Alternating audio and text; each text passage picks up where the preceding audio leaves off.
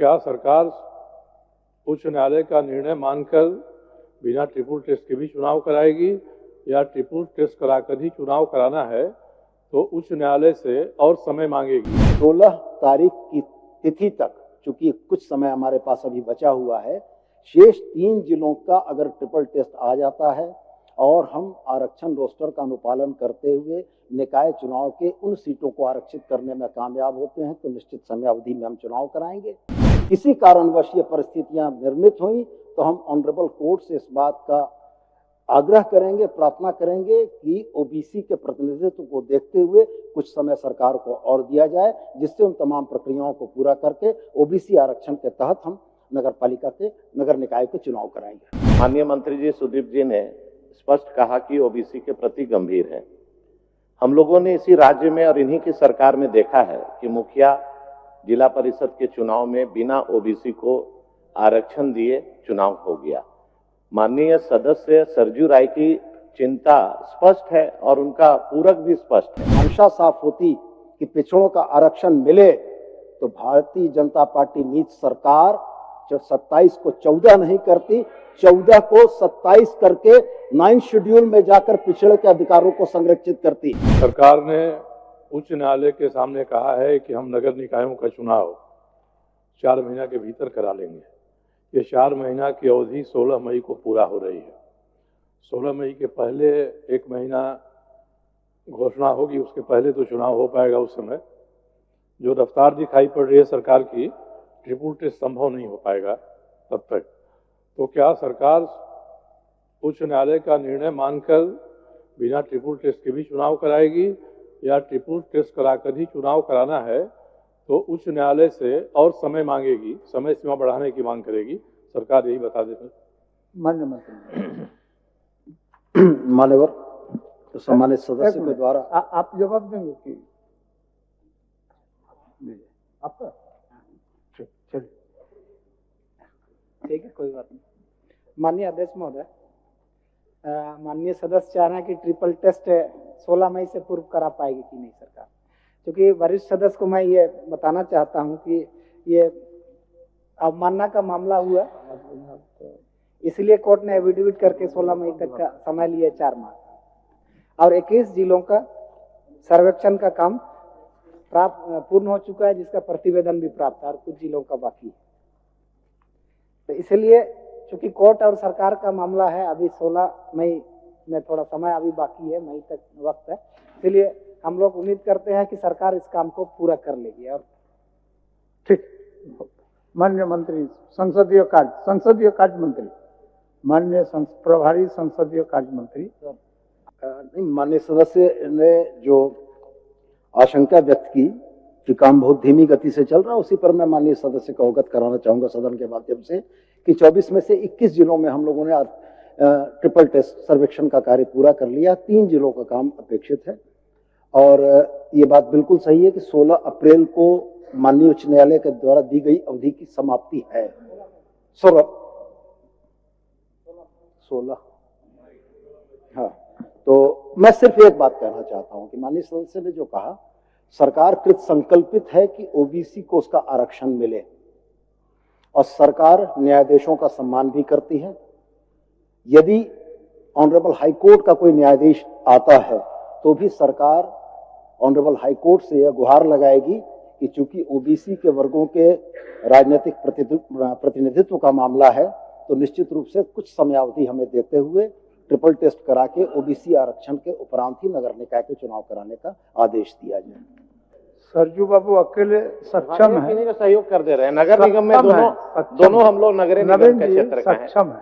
देखिए अध्यक्ष महोदय, माननीय मंत्री जी सुदीप जी ने स्पष्ट कहा कि ओबीसी के प्रति गंभीर है। हम लोगों ने इसी राज्य में और इन्हीं की सरकार में देखा है कि मुखिया जिला परिषद के चुनाव में बिना ओबीसी को आरक्षण दिए चुनाव हो गया। माननीय सदस्य सरजू राय की चिंता स्पष्ट है और उनका पूरक भी स्पष्ट है। क्या सरकार ओबीसी को आरक्षण देते हुए 14 मई के पहले 16 मई के पहले माननीय उच्च न्यायालय के आदेशानुसार कंटेम्प्ट टू कोर्ट जो हुआ था, चुनाव कराएगी कि नहीं कराएगी?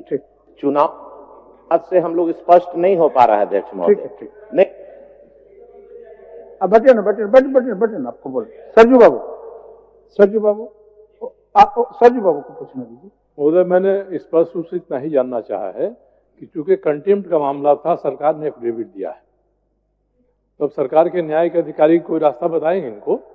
मैं इतना ही जानना चाहता हूं कि या तो कृत संकल्प हैं तो ट्रिपल टेस्ट समय पर ना हो तब भी हम समय मांगेंगे। वैसी हालत में कंटेम्प्ट ऑफ कोर्ट में आपका क्या निर्णय हुआ, कोर्ट मानता है कि नहीं मानता है? और सुप्रीम कोर्ट का भी निर्णय है कि अगर ट्रिपल टेस्ट कराने में देर है तब भी आप चुनाव करा सकते हैं, जैसे पंचायतों का चुनाव हुआ। तो इसी मामले में सरकार स्थिति सदन को स्पष्ट कर दे कि ये स्थिति उत्पन्न होती है कि कंटेम्प्ट ऑफ कोर्ट में आपको फिर से जाना पड़ता है न्यायालय के सामने। 4 महीना का समय सरकार ने ही लिया है एफिडेविट देकर, तब सरकार को ऐसी स्थिति का सामना न करना पड़े न्यायालय के सामने जिससे साख इनकी कमजोर हो। वैसी हालत में सरकार के पास 2 विकल्प है, दोनों विकल्प में से कौन सा विकल्प सरकार चुनती है, मेरा यही सवाल है। माननीय मंत्री महोदय, माननीय सरयू राय जी के प्रश्न से पहले नवीन जी का भी प्रश्न आया था, उस पर भी 2 शब्द बोल देना जरूरी है। परिस्थितिजन्य विषयों के चलते इस राज्य ने मुखिया का चुनाव बगैर ओबीसी आरक्षण के देखा है।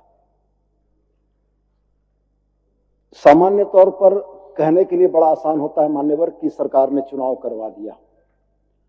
परिस्थितियां जब अनुरूप नहीं हो और चुनाव न हो तो केंद्र सरकार ग्रांट रोकती है। मुखिया के चुनाव के समय भी, ग्राम पंचायत के त्रिस्तरीय चुनाव के समय भी यही परिस्थितियां थी। आज नगर निकाय के समय में भी यही परिस्थितियां हैं कि सरकार ने फाइनेंस कमीशन का बड़ा पैसा रोक रखा है। और मैं एक बात और स्पष्ट कहना चाहता हूं कि आज पिछड़ों के आरक्षण पर नवीन जी जो चिंता व्यक्त कर रहे हैं, मैं बड़े स्पष्ट शब्दों में यह कहता हूं कि भारतीय जनता पार्टी के शासन में 27% आरक्षण को घटाकर 14% करने का अपराध कर्म अगर किसी ने किया है तो उस पार्टी के भागीदार नवीन जी हैं।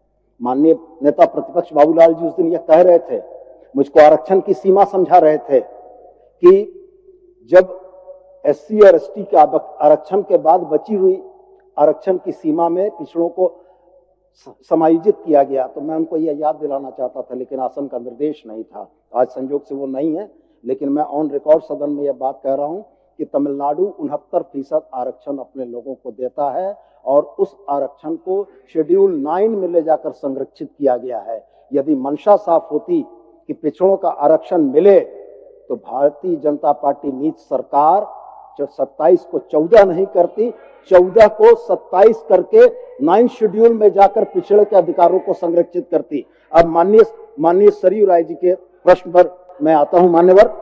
मैंने माननीय सरयू राय जी के प्रश्न पर मैं आता हूं मान्यवर। उन्होंने 2 स्पष्ट चीजें पूछी। उन्होंने पूछी कि कंटेम्प्ट पर सरकार का रुख क्या होगा। हमने बहुत स्पष्ट और जवाब दिया उनको कि 16 तारीख की तिथि तक, चूंकि कुछ समय हमारे पास अभी बचा हुआ है, शेष 3 जिलों का अगर ट्रिपल टेस्ट आ जाता है और हम आरक्षण रोस्टर का अनुपालन करते हुए निकाय चुनाव के उन सीटों को आरक्षित करने में कामयाब होते हैं तो निश्चित समय अवधि में हम चुनाव कराएंगे। यदि इसके बाद भी किसी कारणवश ये परिस्थितियां निर्मित हुई तो हम ऑनरेबल कोर्ट से इस बात का आग्रह करेंगे, प्रार्थना करेंगे कि ओबीसी के प्रतिनिधित्व को देखते हुए कुछ समय सरकार को और दिया जाए, जिससे उन तमाम प्रक्रियाओं को पूरा करके ओबीसी आरक्षण के तहत हम नगर निकाय के चुनाव कराएंगे। गोल, जहां 27 वर्षों के सफर में 17,000 से भी अधिक छात्रों ने डॉक्टर एवं इंजीनियर बनकर भरे सफलता की ऊंची उड़ान, जहां साधारण छात्र भी झारखंड टॉपर्स बनकर बना रहे इतिहास। दूरदर्शी शिक्षाविद श्री विपिन सिंह के मार्गदर्शन में मेडिकल एवं इंजीनियरिंग के लाखों छात्रों के लिए आशा की किरण के रूप में गोल, नेशंस लीडिंग इंस्टीट्यूट। बायोम सिर्फ मेडिकल प्रिपरेशन का संस्थान। बायोम से लगातार दूसरी बार नीट यूजी में 700 मार्क्स पार। 10th पास स्टूडेंट्स के लिए फाउंडेशन कोर्स, 11th पास स्टूडेंट्स के लिए फ्रेशर कोर्स और 12th पास स्टूडेंट्स के लिए टारगेट कोर्स 17 अप्रैल से शुरू हो रहे हैं। कॉल 7360066190 और visit Biome, circular road near women's college and Hinoo Ranchi. The followup.in. Like, share and subscribe. www.thefollowup.in